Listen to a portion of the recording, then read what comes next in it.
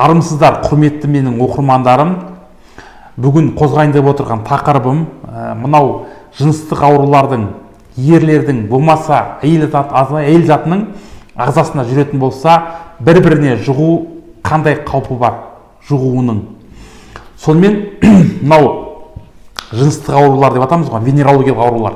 Оны атап айтатын болсақ, мынау хламидиоз ауруы, одан кейін трихомониаз ауруы, және де мынау уриплазма, микоплазма, мынау герпестер, цитомегаловирус, және де мынау сифилис, гонорея дейді, соз қазақша. Мынау сифилис дегеніміз қазақша мынау мерез ауруы. Сонымен қатар ВИЧ аурулары.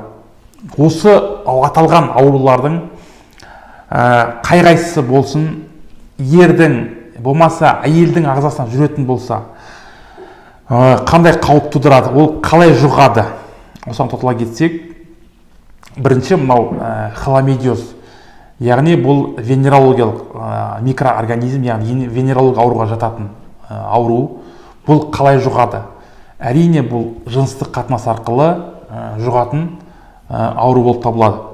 Ол мынау вагинальды жыныстық қатынас, болмаса оральды жыныстық қатынас, болмаса мынау тағы да басқа түрлерімен айналысатын азаматтар, ерлі-зайыптылар болатын болса, жеңіл жүзді қыздарға барып, егер жеңіл жүзді қыздардың бойында осы ауру болатын болса, ер адам оны жұқтырып алу қаупі жоғары. Ағзаға түскен кезде бұл әйел адамның организмінде бірден белгі беруі мүмкін. Ал еркектің ағзасында 80% бұлай клиникалық белгісі біліне бермейді. Өйткені бұл иммундық жүйесі жақсы болатын болса, бұл ауруды созылмалы түрде алып жүре беруі мүмкін, жылдап жүре беруі мүмкін. Қай кезде бұл ауру сыртқа шығады? Егер иммундық жүйесі әлсіреген болса. Келесі мынау ауруымыз мынау венерологиялық. Бұл трихомониаз. Бұл трихомониаз ауруы қалай байқалады? Әйелдің ағзасында, еркектің ағзасында үрпі жолдарының, болмаса жар шығар жолдарының ашу, болмаса мынау дәретке жиі бару, болмаса мынау зәрдің қалып кету сияқты уретрит ауруларын, сонымен қатар простатит ауруларын шақыратын, және де мынау орхид, эпидидимит сияқты аурулар шақыратын бактерия болып, инфекция болып табылады.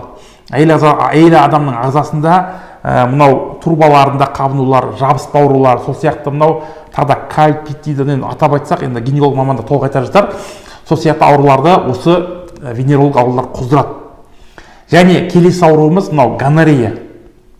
Қоздырушы несері гонорея, яғни бұл соз ауруы. Бұл ауру егер еркектің ағзасынан жұғатын болса, әрине бұл жеңіл жүзді қыздардан жұғады. Егер жұққан болса, бұл бірден 3 күн, болмаса 7 күннің ішінде ерлердің ағзасында бірден білінеді. Олай дейтініміз, мынау іріңді уретрит шақырады. Іріңді уретрит, яғни іріңді бөліністің еркектің ағзасынан сыртқа бөлініп шығу. Сол кезде мынау еркектердің көздері бақырайып шошып кетіп жатады. Бұл не болды деп. Әрине бұл кезде жыныстық инфекцияның ағзаға түсу арқылы, үрпі жолдарын қабындыру арқылы іріңді бөліністің сыртқа шығуы болады. Ол гонорейный уретрит шақырады. Әрине бұлар қауіпті ма деп сұрақ туындайды. Әрине қауіпті. Бұлардың ары қарай асқынулары және ұрық каналдарының, болмаса мынау қуық каналдарының қабындыру арқылы бесплодияға апару мүмкін. Онымен қатар мынау қуықтың қабыну арқылы цистит, пилонефрит сияқты ауруларға осы аурулар алып барады. Келесі айтатын аурудың түрі бұл мынау сифилис ауруы, яғни мерез. Енді бұл ең ауыр түрлерінің бірін атап өтсем, енді бұл мерез ауруы қалай жұғады? Әрине бұл жыныстық қатынас арқылы, жанасу арқылы беріледі. Сілекеймен берілуі мүмкін, жыныстық жолмен берілуі мүмкін. Мынау егер науқас адам болса, мынау сүйісу арқылы да жұғып жататын жолдары бар.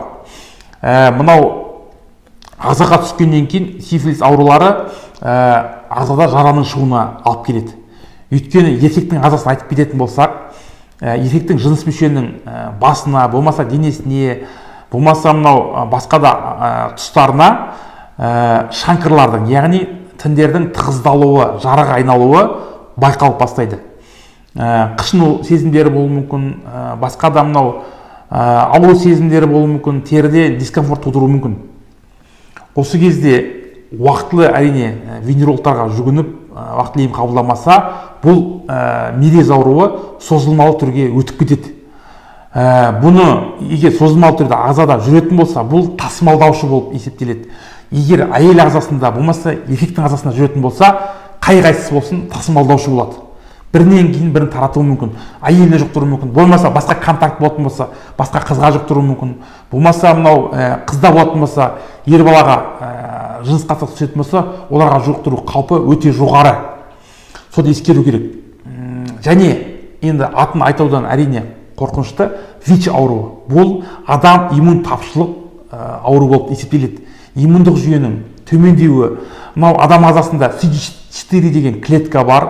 Бұл адамның иммундық статусын көрсетеді. Осылардың төмендеп кетуі осы ВИЧ ауруының белгісі болып табылады. Бұнымен адамдар өмір сүре береді. Кейіннен адам ағзасына иммунитет төмендеген кезде адамның денсаулығы әлсіреп, қосымша басқа да ауруларды жұқтырып алу қаупі де өте жоғары. Өйткені ВИЧ-пен бірге жүретін ауру бұл пневматичная пневмония, яғни өкпенің мынау зақымдану, қабыну ауруларының осы ВИЧ-пен бірге жүреді. Әрине бұл аурулардан әрине аулақ болу керек. Соған байланысты мынау случайный половой контакт дейміз ғой. Жақындасатын кезде әрине бірінші очередь не істеу керек? Бірінші очередь бұл жерде қорғану керек. Яғни мүше қаптарды қолдану арқылы 80%, 90% осы аурулардан қорғай алады. Екінші очередь не істеу керек? Бұл жерде мынау тазалық керек, гигиена. Әйел адам баласы болсын, ер адам баласы болсын, жыныстық гигиена, тазалық керек. Осы тазалық арқылы сіздер өз адам ағзаларыңызды қорғай аласыздар. Мынау ең ауыр деген кездесетін жыныстық жолмен берілетін ауруларды жұқтырып алдын алу сіздерге түсінікті болды деп ойлаймын. Өйткені бұлардың асқынулары ары қарай неге алып барады? Бұлардың асқынулары әйел ағзасы болсын, ер адамның ағзасы болсын, мынау қуық зәр шығару жолдарындағы қабынуларға алып барады аурулардың, простатит, уретрит еркектердің организмінде. Сонымен қатар мынау ұрықтың дұрыс шықпай қалуы, азоспермия, сонымен қатар мынау бесплодие дейміз ғой, жалпы айтқан кезде мынау бедеулікке алып барады.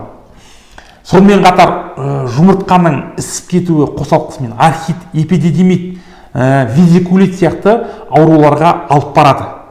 Ар жағын өзіңіздер біле жатасыздар, өйткені бұл аурулардың қауіптілігі ертең дүниеге бала болмай, ұрпақ болмай қалуы өте жоғары. Сөз соңында айтарым, бұл аурулардан аулақ болыңыздар, өз денсаулықтарыңызды күту өздеріңіз ғана қолдарыңызда. Сонымен мынау біздің каналға жазылуды ұмытпаңыздар. Мынау төменде өз пікірлеріңізді қалдырып, колокольчикті басып кетіңіздер.